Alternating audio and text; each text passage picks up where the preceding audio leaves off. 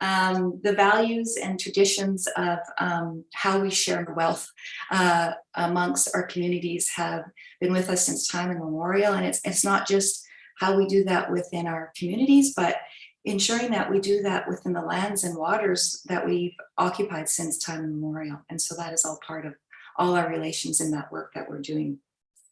So again, at the foundation, we can't do this work without you. We're aware of that.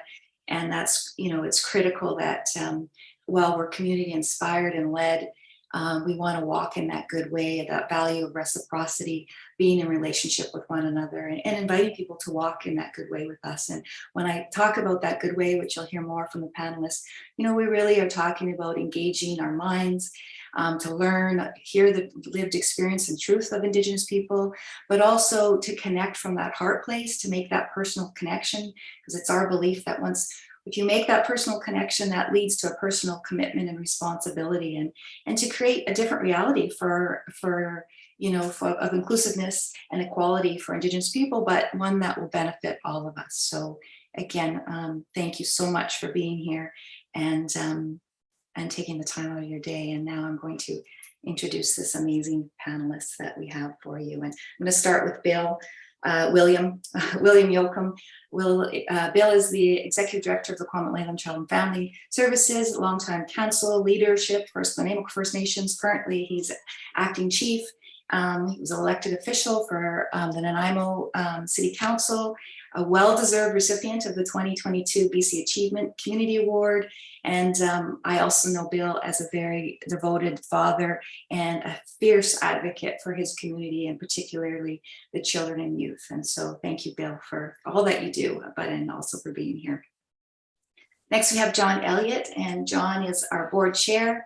And he is also a well-known and respected leader in the communities, the former chief of his community of Stamanis. I also know John as an avid fisherman and hunter. And as of last week, we played in a charity golf tournament that one of the communities hosted.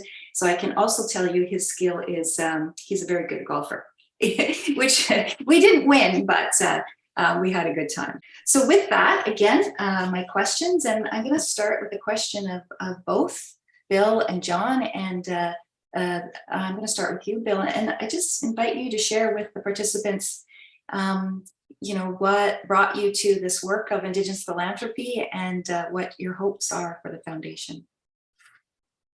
Thank you, Sharon. And first of all, good morning, everyone that was able to join this morning. Skolitzotin's my traditional name. I'm Bill Yoachim from Nanaimo, sitting in our territory right now, executive director of KL and some other stuff. But this work we're doing today is so foreign and new to myself, and I can safely say in our backyard and our Indigenous communities as in the philanthropy world. So what stems the need for this was as executive director of Kw'umut Lelum Child Family Services, a few years ago, the most amazing individual, Cindy Blackstock, won a human rights tribunal for Indigenous children in the child welfare world, and being the executive director here, we supported and really greatly appreciated her hard work, a decade-long plus battle. And from that, the federal government was obligated to pay some prevention and wellness dollars. And the case is basically, I'm just doing the quick short version, is basically discrepancies of Indigenous children on reserve compared to off reserve and the gaps. And unfortunately, there's tons of gaps. So what happened is, over the last few years, we've run amazing programs to this day for the member nations. And what that created was a discrepancy, now an own internal discrepancy in our community. Is like, you should not have to be in an agency such as ours to receive such amazing services. So we've seen that created a gap of where we needed to somehow get creative. There's much more to this story. I'm just giving the fast version because we have John on the screen as well. So nonetheless, kids and families and communities should not have to be in a system to have cultural programming, travel journeys, and etc., and access to a variety of things. So nevertheless, being a former board member at VIU under Dr. Ralph Nielsen's amazing leadership, seeing the good work, and as he was the foundation up there was growing. So nevertheless, and now Ralph's retired, and we're fortunate to have him in our world and being a great support and advisor. So, and that's one of the reasons why we needed to enter this world of philanthropy and to create a foundation. So over the last couple of years, we've started the ball rolling with the support of people like Chief John Elliott and others. And so that's the fast version, Sharon, of why there was a need for the gaps. And yeah, I could go on, but I'll wait till we have more of a conversation on other subjects. But that was a fast version, and we needed to bring equality in our communities, as there isn't and wasn't. So we hope there would be a void for where this for years to come. Sorry, John, I can go on, as you know. And John is a good golfer, by the way. Great, thanks, Bill. Yeah, John, can you, again, the question being, what brought you to the foundation and the need for this work and the hope that you have for what we can do in the future? Yeah, I think for me, first of all, I also want to thank Sharon, Bill, but also thank the people that are here this afternoon. I think it's really important for me.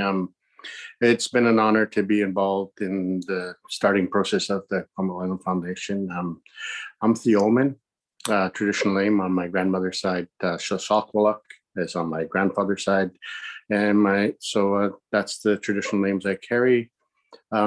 I've been involved in politics for a long time, and I think the really importance for me was hoping that some of my skills I've learned over the years to help the foundation move forward and understanding that our goal was to look at helping families and children within our communities was so important for me. And I think it was to be involved in the foundation was just a really easy decision for me to do. And I think the reason is that when you're a leader or when you're doing things within your community, helping your families or building relationships even without, you're always challenged financially with so many things that you want to do. You want to help everybody, but unfortunately, sometimes you just can't. And I think that's why I think that was so important for me. I wanted to be able to use my skills that I learned over the years to be able to support the great group we have and making sure that we build a future for the children and the elders and the communities a whole. And when you start to support families within your own community, it starts to build outside of your community and help other communities. So I think that's kind of the reason why I was wanting to be part of something that I could see in the future that was going to be great for everyone. So I just enjoyed the process so far, and I continue to learn a lot, but I also continue to try to help and support where I can. And I think that's what it's all about. Like Bill, I said, I like to talk too, and I can go on forever, but I think that's what it is. You want to be able to be in a role or be in a position to be able to make better lives and make better futures for the people around us. And it's just not our First Nation communities, because I think you start to build people, you start to build it outside too. And I think that's what we're all about. I think that's what I learned over the years as a leader. You want to be able to have those partnerships, those relationships that are going to make it better for everyone. And so I think that's what I would be able to share. And the reason why it's so important to me to be involved into the Kw'umut Lelum Foundation is that we had an opportunity to make a difference for everyone. And I think that's something that I really cherish, and I will always be honored to be asked to be part of the foundation and making sure that we're making a difference for today, but we're building a future for tomorrow. So I think that's kind of where I kind of play a role here, and being the chair for the foundation, I just have the experience of supporting where I can and making sure that the future is always going to be looking brighter for not only us, but mostly the people around us. So thank you. Great. Thanks to you both. And I appreciate both of you saying, you could go on forever, but I think that speaks to your passion for this work. And, so again, I really acknowledge that. So So the next question I have is specifically for you, Bill, and that's around, again, as a member of Slaneemuk First Nation, can you share your thoughts with the group around this, our tradition of gift giving, and how you see that tradition supporting kind of our gifting economies, and how we want to replicate that in this work with the foundation? Absolutely. Thank you, Sharon. And thank you, John, for your comments. Before I go into that conversation, I just want to share what's really, when I say this is foreign to us, is there's not too many First Nations led foundations that are actually Indigenous led, and the members that lead the work of the board of directors are the 9 chiefs of the 9 First Nations. So I'm really proud of being one of the probably only one in BC that there's many foundations, as everyone's well aware of. So this is groundbreaking. I'm really proud of to be part of the process. In regards to gift giving, traditionally is it's not just for Stanemo, but in the Coast Salish, but in general, I like to think it should be human mindset. But nonetheless, in our histories and our way of being in our longhouse teachings world, is potlatches and longhouses and work, they call in our longhouses, is your gift giving. The work alone is gift giving. So if you had the means to host work in the longhouse, there was a gifting part. You feed the people, you gift the people, you make sure everyone's well taken care of. And that's in our DNA. So if you have a way, or if you have a way and the means to give, it's a natural reaction. And I think it's a really good fit for this world we're not tread into, that we're entered now full on, is that mindset. So the Flanty world seems like my quick learning on this world is very parallels and lines up very well with our mindset, at least here in the Stanemo and Coast Salish worlds, as giving people.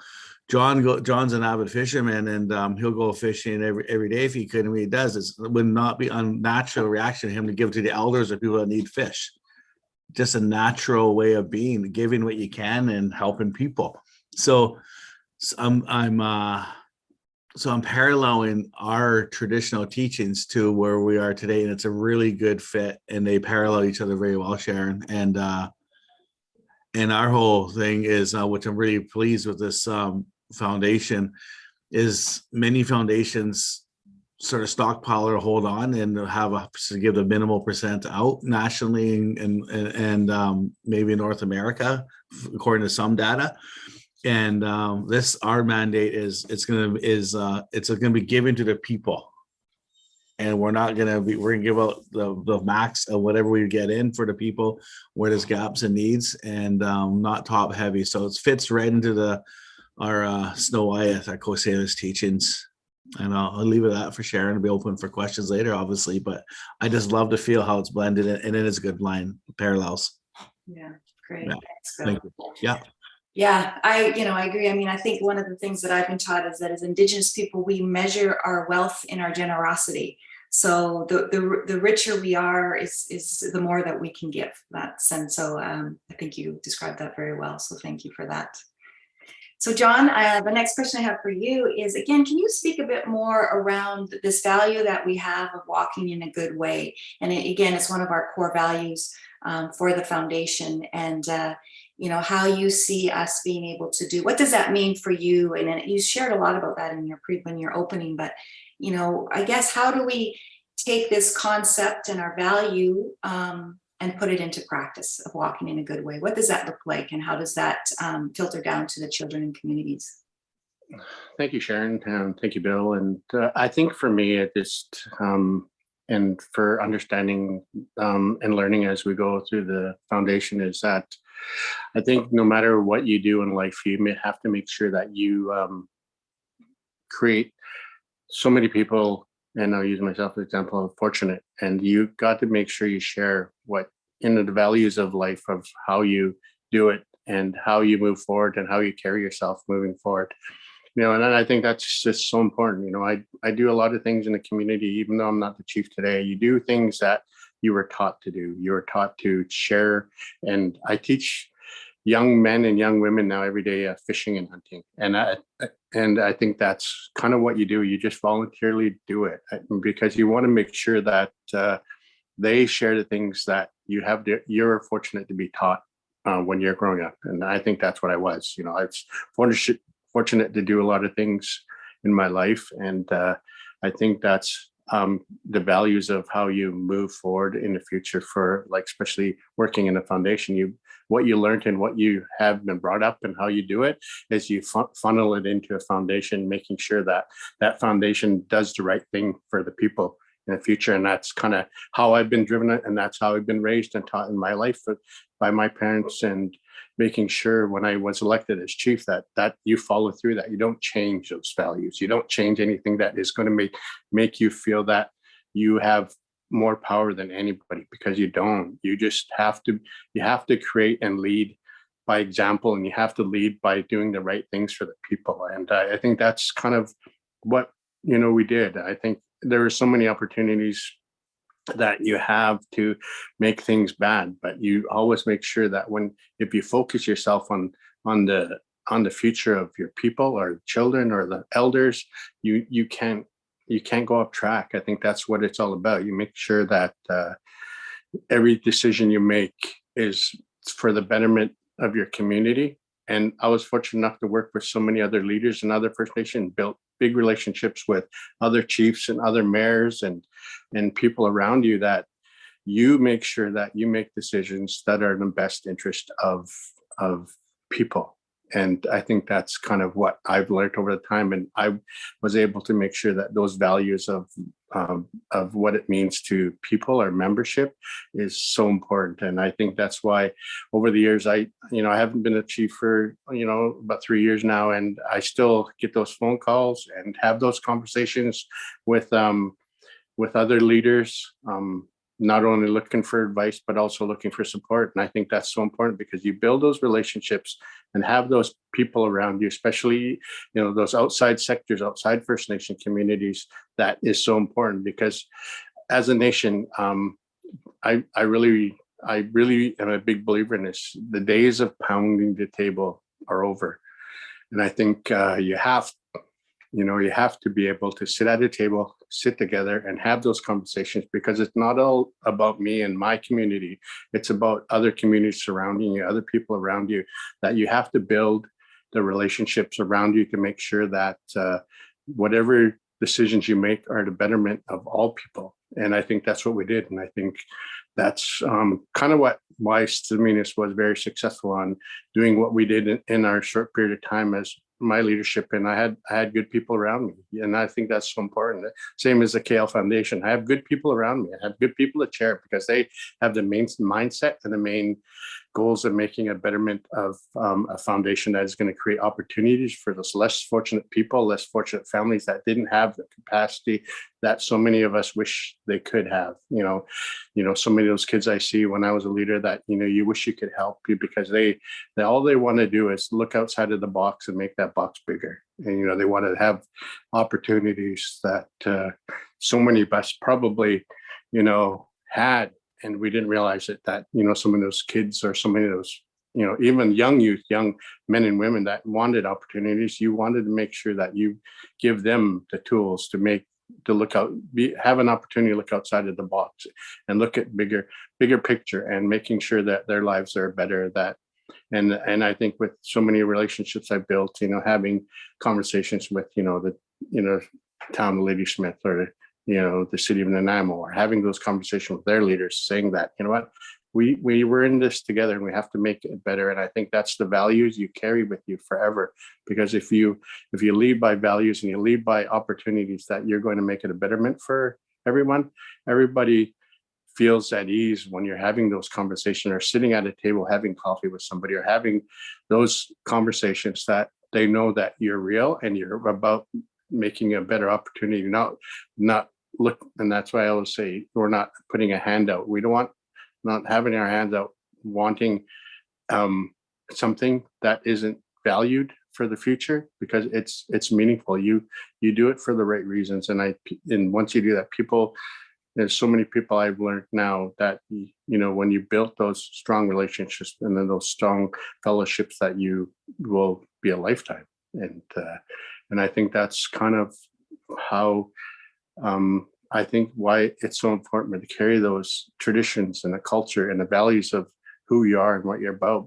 Because if you I think if you don't follow them, it makes it really hard for you to have those stronger goals in the future. Because we're building for today, but someday we're not going to be here. But you have to build it for the future, and you got to make sure that you have that path, that strength to making sure the next people coming around or coming along have the same mindset of doing the right thing for the right reasons. And so I think that's kind of how I see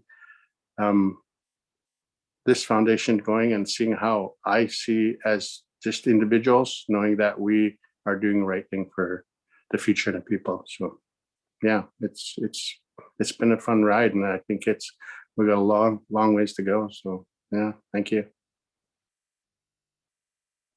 Great, thank you, John. Very well said to you both. And I'm going to just make a comment on that. But before I do that, I just start inviting people to start putting your questions in the chat or raising your hands. And again, I just, John and Bill, the openness and what you both have spoke about, again, living our values, and that's our responsibility, right? That the ancestors and our families have given us, and that we have to live up to. And I think that what I'm hearing in these messages is, again, and what I often hear in my previous work is around, building relationships with one another across Indigenous and non-Indigenous groups. And, the non-Indigenous groups, again, worried about offending and worried about saying the wrong thing and I think what you both shared is that, we're here for the long haul, and our commitment, and yes, we want to be, we're going to be living our values, and we're going to build relationships, which is our goal first and foremost. And then when we get to those tough conversations, what ultimately we have, because you're bringing different worldviews together, you're going to have some tension. But if the more we can build relationships, the more we can work through those tensions in that good way, and we're not going to walk away. And I think that, I always jokingly say, we've been here for a long time. And for people who say, we're worried about offending. So we haven't walked away yet. So we're not about to in the future. So and that's our responsibility in this era of truth and reconciliation to embrace those tensions. And so thank you to both for saying that in such a lovely way. I have another question for you both. And that's it's one that I've been trying to figure out is again, I'm new to the world of philanthropy as well. And I think, again, as we operate within that value system, one of the things I've been thinking about is how with sometimes from either donors or when we apply for grants, there's always that strong measurement of success. And we're often asked to define what that will look like prior at the onset. And for us as Indigenous people, our way of being is to kind of mobilize as a community, and we work through kind of and what those successes will be as a collective conversation. And so, we know what the needs are and we know what we want to achieve, but these measurements are sometimes challenging for us to kind of put forward at the onset. And so can we just have what's your thoughts about, again, as a foundation, how we will operate within that values to say, this is our way of being as opposed to a checkbox measurement. Any thoughts there? Sure, Sharon. For myself, I think a step in the right directions. I think the pillars of the foundation are set on is a huge, I don't want to simplify it, but I love Paulo Freire's basic thoughts, not basic, actually, very old philosophy, but through education. And education is so broad, it can be Western education, Indigenous education, trades, all the above. So for me, success is getting the next generations in some form of that mindset of education and what that individual may feel is best for their journey. And also at the same time, another pillar is ensuring revitalizing and enhancing the language and culture in our communities, and educating our own, but also mainstream, because when we have a mainstream that understands all this stuff, we're going to have a better society, because both sides aren't going nowhere. And so the more we can educate and work together as one, so with a true capital R reconciliation is where I hope the foundation goes. I believe it's going to go, and we're going to come up with those things: education, culture, language, and also physical literacy is another one where we see healthier communities, along with mental health, obviously, but also physical literacy. And our communities can need enhancing in that area as well. So those are some benchmarks when we have healthy communities like our own, which is sort of also on the back burner in the afterthought, or here, let's give them this or that and the hope. Well, we're past hoping, and we're going to be doing. I think it's important to say, I think for me, I think it's just the same. You have the opportunity to do so many things within the environment around you, around the people, and the journey of making things better for your community. I think you speak from the heart like I did, and I it's my true feelings on how you're going to make a difference for the people and how you're going to culturally make your community stronger. So, and I think you instill it not only within your communities, but you bring it outside to make sure that everybody shares the values of how you're going to make a difference for everyone. So, I think I said most of it earlier. I think it's just, I just know the only way to make everything and make us come together is that we have to work together and share everything that we are learning and what we need to do to give out to the community as we do it together. So I think that's the only thing I can more to offer in that part of the conversation, but it's